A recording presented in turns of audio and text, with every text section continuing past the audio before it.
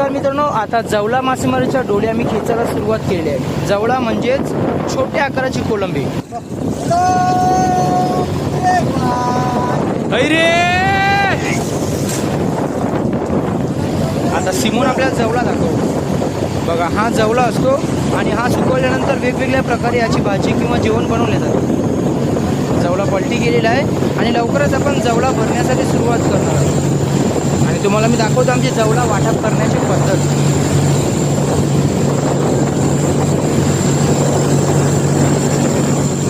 जवळा वाटप करण्यासाठी छोट्या बास्केट असतात. 2 बास्केट मिळून 1 टोपलं भरते आणि सर्वांना याच पद्धतीने जवळा वाटप केला जातो. टोपली भरून झाल्याच्या नंतर ते स्वच्छ पाण्याने धुतले जाते. म्हणजे ज्यावेळी आपण जवळा सुकवू तेव्हा हा जवळा एकदम स्वच्छ आणि सुटसुटीत होईल आणि त्याच्यानंतर हा जवळा मार्केटमध्ये विकण्यासाठी नेला जातो.